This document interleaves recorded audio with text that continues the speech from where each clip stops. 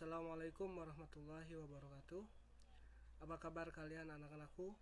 Semoga kalian selalu sehat dan tentunya tetap semangat untuk belajar. Ini adalah video pembahasan materi pertemuan pertama kita pada mata pelajaran prakarya kelas 9.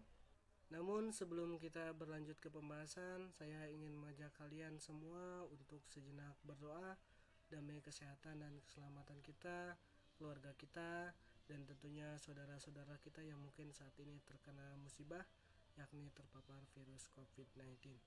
Berdoa, mulai.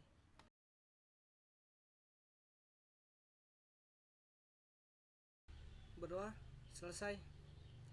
Anak-anakku, video ini mengacu pada buku paket prakarya untuk kelas 9 berbasis kurikulum 2013 edisi revisi 2018 yang tampilannya seperti ini. Jadi sebelum menyimak video pembahasan ini, kalian bisa terlebih dahulu mempersiapkan paket yang telah pihak sekolah berikan beserta buku catatan dan alat tulisnya. Oke, anak-anakku, aspek yang pertama yang akan kita pelajari di dalam buku paket ini adalah aspek kerajinan, dimana pada bab pertama kita akan mempelajari tentang kerajinan bahan keras. Seperti yang kalian lihat di layar masing-masing, seperti inilah peta materi untuk bab pertama. Materi pokok kita adalah kerajinan bahan keras, dan submaterinya ada 3. Yang pertama yaitu prinsip kerajinan bahan keras, jenis dan karakteristik kerajinan bahan keras, dan proses produksi kerajinan bahan keras. Namun dalam video ini saya hanya akan sedikit mengulas 2 submateri saja, yaitu tentang prinsip kerajinan bahan keras dan jenis serta karakteristik kerajinan bahan keras. Sementara untuk proses produksi kerajinan bahan keras akan saya ulas pada video yang terpisah. Dari sini kalian bisa lanjut ke halaman ketiga. Nah, ini adalah tampilan bab pertama, kerajinan bahan keras. Saya tidak akan membuka bukunya satu halaman per satu halaman ya. Jadi kalian nanti bisa menyesuaikan. Dari halaman 3 saya akan langsung mengajak kalian untuk membuka halaman ke-7. Nah, ini. Dimana di sini tercantum materi tentang prinsip kerajinan bahan keras. Untuk pengantarnya tadi bisa kalian baca dan pahami secara mandiri ya. Saya akan langsung mengulas tentang prinsip kerajinan bahan keras. Secara umum, prinsip kerajinan bahan keras itu memuat 3 aspek. Yang pertama adalah aspek keunikan bahan kerajinan itu sendiri. Seperti yang kita ketahui bahwa produk kerajinan itu dibuat dari bahan dasar yang berbeda. Nah, masing-masing bahan dasar ini tentu memiliki karakteristik tersendiri yang menimbulkan suatu keunikan. Begitupun dengan bahan kerajinan yang terbuat dari bahan keras pasti memiliki karakteristik tersendiri. Nah, karakteristik yang berbeda tentu nantinya memerlukan proses pembuatan yang juga berbeda. Produk kerajinan yang dibuat dari bahan lunak contohnya akan berbeda proses pembuatannya dengan produk kerajinan yang terbuat dari bahan keras. Nah, gitu ya. Jadi yang dimaksud dengan aspek keunikan ini setidaknya memuat 3 hal. Yang pertama, aspek bahan dasar pembuatnya. Yang kedua, proses pembuatannya. Dan yang terakhir, produk akhirnya. Gitu. Jadi, ketiga aspek ini memiliki keunikan tersendiri. Gitu loh. Yang kedua, yang menjadi prinsip umum kerajinan bahan keras adalah keragaman muatan nilai dalam produk kerajinan. Nah, kalian bisa lihat di sini ada 4 aspek. Nah, yang pertama, produk dengan nilai fungsional. Produk yang kedua, produk dengan nilai informatif.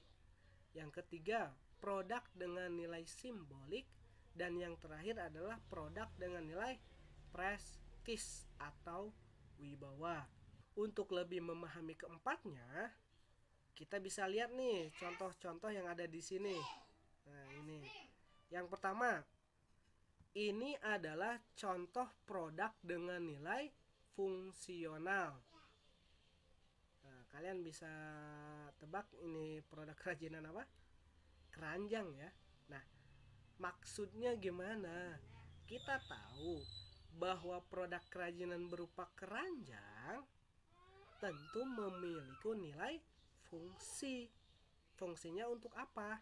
Salah satunya adalah untuk menyimpan barang-barang. Contoh lain, misalkan produk dengan nilai fungsional, kursi, fungsinya untuk duduk. Ya enggak? Lemari, fungsinya untuk menyimpan pakaian dan barang-barang lainnya. Dan masih banyak contoh lain produk kerajinan yang memiliki nilai fungsional. Jadi tekanannya ada pada fungsinya itu sendiri. Sedangkan nilai-nilai yang lainnya itu bisa dikesampingkan terlebih dahulu. Nah, contoh yang kedua, di sini ada produk kerajinan dengan nilai informatif. Maksudnya apa? Maksudnya kerajinan yang dibuat menekankan informasi yang ada pada kerajinan itu sendiri. Contoh di sini adalah pin kaleng yang bergambarkan klub sepak bola. Nah, gambar yang tertuang pada produk kerajinan tersebut menginformasikan suatu informasi, yaitu tentang klub sepak bola. Gitu. Bisa dipahami ya. Jadi tekanannya bukan fungsinya seperti keranjang tadi, tapi produk kerajinan ini menekankan informasi yang ada pada kerajinan itu sendiri. Nah, lalu yang ketiga ada contoh produk kerajinan dengan nilai simbolik. Nah, contohnya apa di sini? Di sini adalah sebuah lukisan kaca yang menceritakan tentang kisah Mahabharata. Jadi, produk-produk kerajinan seperti ini merupakan suatu simbol dari bisa peristiwa, kejadian, keadaan, dan sebagainya. Gitu. Jadi produk ini mengesampingkan fungsinya dulu nih. Fungsi dikesampingkan, informasi yang di dalamnya juga dikesampingkan, tapi yang ditekankan adalah simbol yang ada pada kerajinan itu sendiri. Gitu. Nah, yang terakhir ada produk kerajinan yang memuat nilai prestis atau wibawa seseorang. Di sini contohnya menarik nih. Kenapa ada tas? Kita tahu tas berfungsi untuk menyimpan barang-barang. Tapi kenapa tas bisa dikatakan sebagai produk kerajinan dengan nilai prestis? Jangan salah, karena biasanya contoh produk kerajinan seperti tas, ingat tas itu bisa saja menunjukkan wibawa seseorang. Karena apa? Karena biasanya orang dengan tingkatan sosial tertentu akan membeli tas, salah satu produk kerajinan berupa tas, dengan harga yang fantastis. Ngerti ya maksudnya ya? Jadi arahnya ke arah sana gitu loh. Kita bisa melihat tingkatan sosial seseorang hanya dari tasnya. Intinya seperti itu.